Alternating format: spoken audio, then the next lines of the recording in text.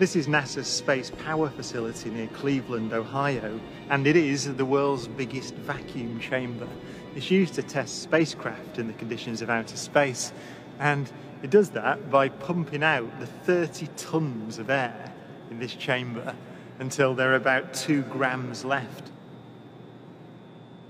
And it's kind of got an eccentric construction, which is part of its history. It was built in the 1960s as a nuclear test facility to test nuclear propulsion systems, and that meant that they built it out of aluminium to make the radiation easier to deal with.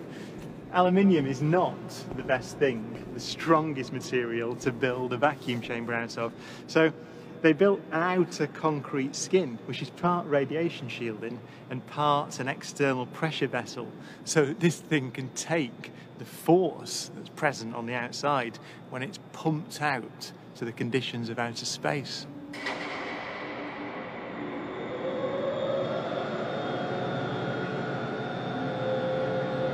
Galileo's experiment was simple. He took a heavy object and a light one and dropped them at the same time to see which fell fastest.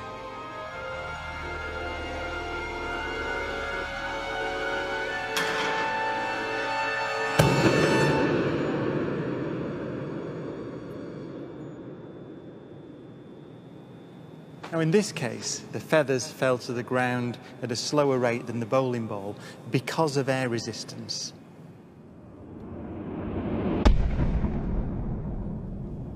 So, in order to see the true nature of gravity, we have to remove the air.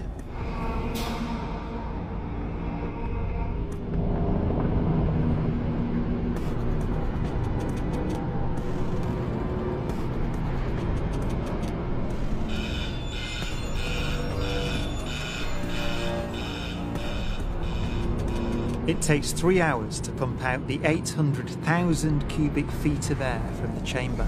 Okay, we dropped 2 millitorr in the last 30 minutes. But once it's complete, there's a near perfect vacuum inside. 6104 manual, 10% open. Station 1, go for drop. PCV 30-1, pressure set point at 240 psi. We are go for drop.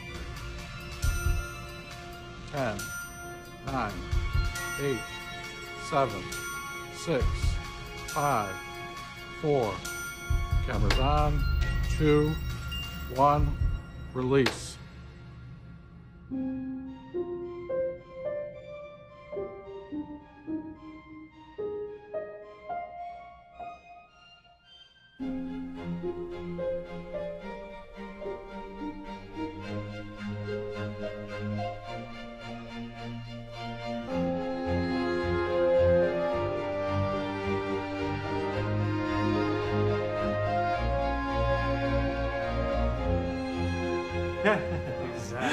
Exactly. Exactly.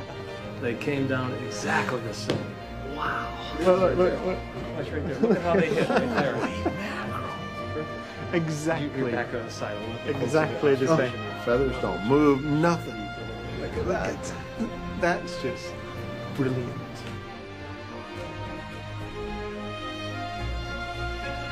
Isaac Newton would say that the ball and the feather fall because there's a force pulling them down, gravity.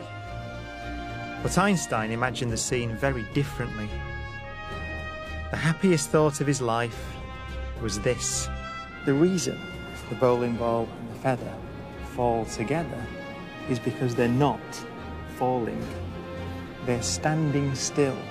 There is no force acting on them at all.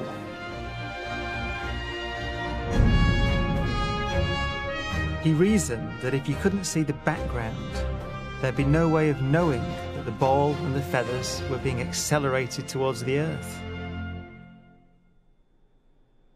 So he concluded they weren't.